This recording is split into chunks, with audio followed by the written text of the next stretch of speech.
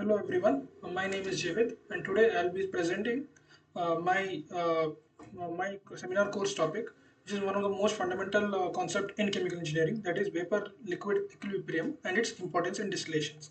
So industrially, if you see the complex fluids such as crude oils, which gives a various number of products, which is due to the mechanism of distillation.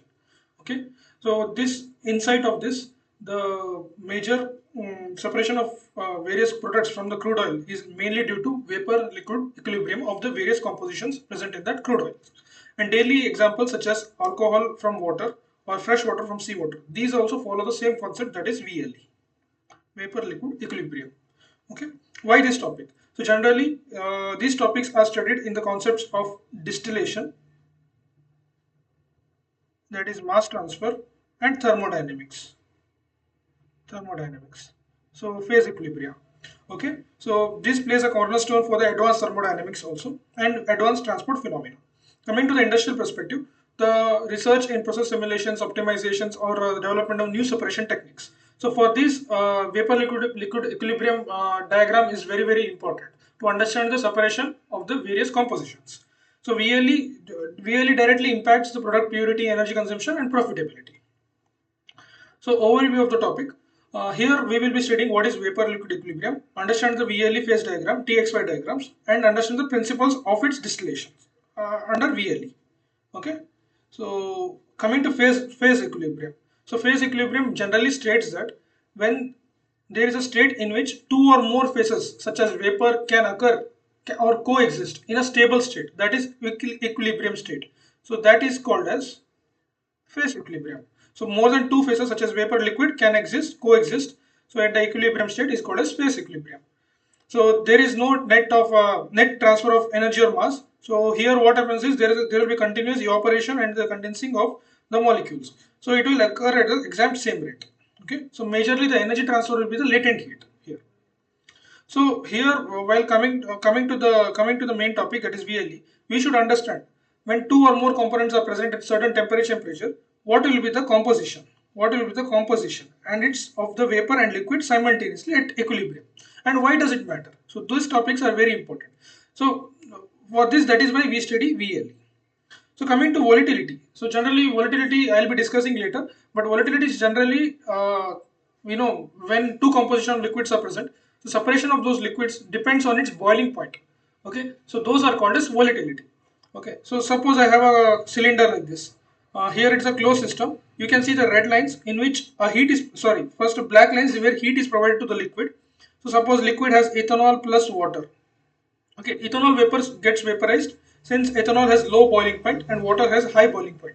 So the ethanol will vaporize initially faster and it goes to the top. Since it is closed, it condenses back. So after a certain period of time, it reaches equilibrium. That is, rate of evaporation will be rate of condensation. So it will be same. And suppose if you have another beaker in which there is ethanol plus water. Ethanol is more volatile component and water is less volatile component. And if you heat it, so the vapors are formed. Since the more volatile component will be having more vapor pressure and less temperature or less energy is required. But in the low volatile component, it requires low vapor pressure and high temperature or high energy is required. So when the certain amount of energy is provided, initially the more vapors of more volatile component, that is ethanol, will be produced. So here the red dot shows that ethanol, it is more of quantity and the water is of less of quantity. Okay. Now coming to the most important tool, that is known as phase diagram. So here we will understand majorly the TXY diagram, which is majorly applications in distillation columns. So this is at constant pressure, Okay. So I have taken two components. One is toluene and one is benzene. And benzene's boiling point is 80.1 degrees Celsius and toluene is 110 degrees Celsius. Now I will assume that I know the composition of benzene, that is 0.4. So here the y-axis represents temperature and mole fractions. Mole fraction of liquid, that is X, and vapor, that is Y. So X is equal to 0, which means toluene is 100% and benzene is 0. At the other side, here the benzene is pure, that is completely benzene, and there is no toluene. So we draw this TXY diagram. So I have a point here, for example, I have a point G. Okay, so this has a composition of 0.4 of benzene and 0.6 of toluene. Okay, so I heat this. When I heat this, it reaches to a point wherein the pressure of the liquid will be equal to its system pressure. So during that time the boiling starts, and the boiling point, at this point the boiling starts, and this is called as saturation point. At this saturation point there will be 100% saturated liquid, that is point M. Okay, 100% equilibrium where vaporization starts. Simultaneously the vapors are formed at this point. Okay, so vapors are formed. Okay, so generally more volatile component is benzene. Okay, so mole fractions of more of benzene will be present and less component of toluene will be there. Okay, now here in the liquid the mole fraction of toluene will increase because the certain amount of vapors are transferred to the certain amount of liquid is transferred to vapors. So here the toluene fraction increases. So as I said, the less volatile component requires more amount of energy. So here what it happens is the curve goes like this. When the curve goes like this, at every stage I get vapors formed. Okay, till the last point of liquid is left to vaporize. Okay, suppose I get this point, this suppose I get a curve like this. At each point I get vapors. So initially you can see benzene mole fraction is more. As you go this side, the as the vaporization increases, the mole fraction decreases and comes to the point where, so it comes to a point where 100% vaporization, the last point of liquid will be vaporized. So this will be, suppose this is T. So corresponding to this last point of liquid is vaporized, and this point is saturated. This point is saturated vapor. Okay, so this will be point P. Okay, 100% vaporization. After this, further heating is provided. It will form, since there are completely vapors, so this goes further and forms superheated vapors. That is point. For example, this is point Z. Okay. Okay. So these points are called as equilibrium lines. Equilibrium lines. Okay. And each point are called as boiling points on the this curve. Here, because it is a liquid form, so it boils and forms last drop of liquid is left to vaporize. So this curve is called as boiling point curve. Okay, here the corresponding vapors are formed. Okay, so vapors are formed with the corresponding, which is equilibrium with the liquid, saturated liquid. So this is called as dew point curve.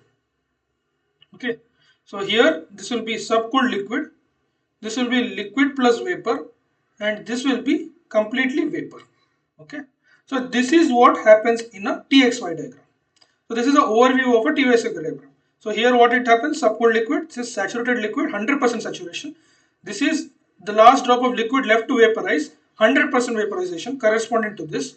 And here the first drop of vapor is formed, that is N, and corresponding vapors are formed, and finally last drop of vapor, 100% vaporization, and then super saturations. Okay, so what are the researchers have seen in this? Suppose this mixture is an ideal mixture, so we can use a Raoult's law that says that partial pressure of component A is directly proportional to its vapor pressure of the particular component that is left to vaporize. Okay, that is called as Raoult's law. Okay, so this is for the ideal mixtures. So we also know that Dalton's law is total pressure is equal to sum of partial pressures. Okay, so we can find the compositions. Composition of vapor is given by partial pressure by total pressure, right? So this is for the ideal mixture. Ideal mixture. Now for non-ideal systems. Suppose for non-ideal systems, generally in the design operations like Aspen or many other design operations, if you want to separate systems like water and ethanol, we use complex models like NRTL or UNCU, UAC. These are the these are the packages which are used for the various softwares, which will be essential for the process simulations. This is for the non-ideal systems. Okay, so this is what a TXY diagram says. So suppose we come to the relative volatility. Generally, relative volatility means its proper definition means the ratio of mole fraction of more volatile component to less volatile component in the vapor phase to ratio of more or less volatile component ratio of less volatile component, more volatile component to less volatile component in the liquid phase. So this is called as relative volatility. So here what relative volatility means, suppose I have ethanol plus water, The separation is done based on their boiling point. Okay, so that point is called, that is what called as relative volatility. Okay, so relative volatility is 1, which means separation is not possible. Relative volatility can be lesser than 1 or more than 1 for the separation to be possible. Okay, so this is a typical TXY diagram. This I have taken from the McCabe-Smith unit operations. So you can see here, this is a subcooled liquid, this is 100% saturated liquid. These are the tie lines. These are called as tie lines or the equilibrium lines. Okay, so corresponding to this, first drop of vapor is formed. Okay, and then finally last drop of vapor is present, 100% vaporization, and then superheated vapors. This is for the constant pressure.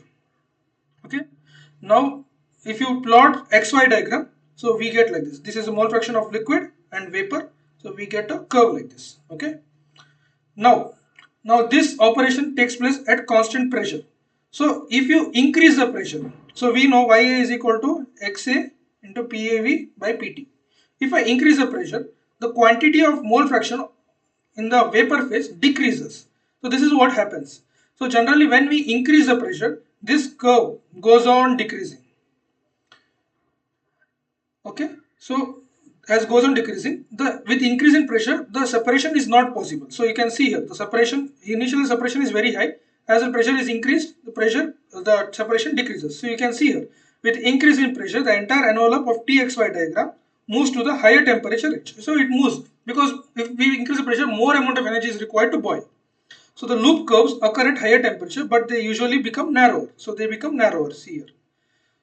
And relativity or separability becomes lesser. So separation becomes lesser. Okay. Coming to constant temperature equilibria, this is the same thing. Reverse of the TXY diagram. So here I have mole fractions, I have pressure. Same thing. I have taken this one as benzene, this as toluene. So initially I have, for example, I have benzene at point G. Okay, as I decrease the pressure, it goes on to the point where first drop of liquid is formed. Okay, first drop of liquid is formed. Okay, now here the curve goes like this, as the mole fraction increases, and corresponding to that, the mole fraction, the liquids are formed. Okay, okay, so it finally reaches to a point. Okay. This is last drop of vapor, that is this is last drop of liquid that is present, and we get vapors, and then goes to the uh, superheated liquid. So at this point there will be T, that is 100% saturation. This will be first drop of vapor formed. Okay, and this will be last drop of liquid vaporized, that is S, and here it will be the last drop of vapors, 100% vaporization takes place. So this will be liquid, this will be liquid plus vapor, and this will be vapor. Okay, so I can say that here the W is a subcooled liquid. Okay, so you can see here, as the temperature pressure goes on decreasing, it forms this one 100% saturation. This is called as bubble point curves. Okay, so corresponding to this, drops of vapors are formed. Okay, so U is saturated liquid 100%, and then it comes to the point stage where 100% vaporization takes place. 100% vaporization takes place and then goes down. So this becomes saturated vapor. Okay, this is a PXY diagram. PXY diagram. Generally, TXY diagram is majorly used in vast applications, but the PXY diagrams are relatively lesser used. Now, coming to the examples, when we studied this, there are certain examples which are used for these diagrams. For example, ethanol plus water. Generally, these components, these compositions, gives separation initially, but as it goes to the higher temperature, it reaches to a azeotropic point. Okay, at this point you will not get the separation. The separation is not possible. This is where the TXY diagram comes in the picture. Okay, so from this TXY diagram I can understand that at this point there is no separation possible. Azeotropic point means point at which the mole fraction of liquid and vapor will be same. So that is called as azeotropic point. Okay, now coming to the crude oil refining, so such as complex fluids, if you see the complex fluids also, so generally here we get different fluids, kerosene, diesel, lubricating oil, fuel oil, residue, etc. So they will be having thousands of hydrocarbons. The columns separate this feed based on the VLE of the components. Okay, So that is why the VLE plays a major applications in the crude oil distillations. Okay. Now coming to the importance of distillations, how vapor liquid power the distillation. Previously, we have seen the evaporization. So let me show you one. Let me take a TXY diagram. Okay, let me take this. So,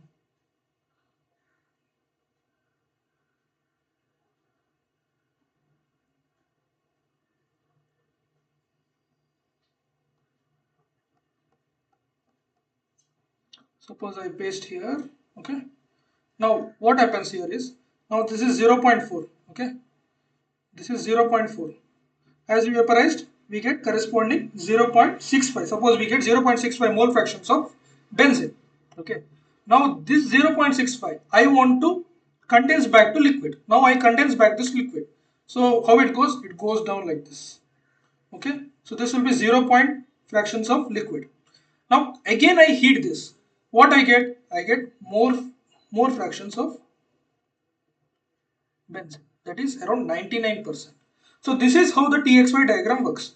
So generally what we do is, when we get the vapor, it is condensed back to the liquid. Again it is boiled to get more mole fractions of the desired product. So that is what happens in a distillation column. Okay. This process is repeated in stack VLE stages, exactly what distillation column does. Okay. So we have series of trays. So here what happens? This is a condenser. So here the liquid comes down and the vapor goes up.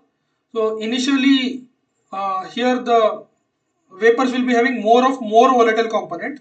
This will be having more of less volatile component, right? So here also TXY diagram plays an important role. So here this part is an equilibrium part. Okay, what mole fraction of liquid will be there, that mole fraction of vapors will be there. So initially we'll be having 65%, that is 65%. Okay, here, and this is again condensed, cooled by the liquid, incoming liquid, due to which again it comes back to the liquid, around 65% comes down. So again this gets heated with the vapors coming from the downwards, in which it gets again heated to 99%. Okay, so this is what happens in a distillation column, and which is a major application in VLE diagram. So this is what my topic was based on the VLE diagrams. So initially I've discussed with vapor liquid equilibrium and phases of TXY diagram, which is very important, and TXY plots, and then finally principles of distillation, how it is applied to the distillations. Thank you.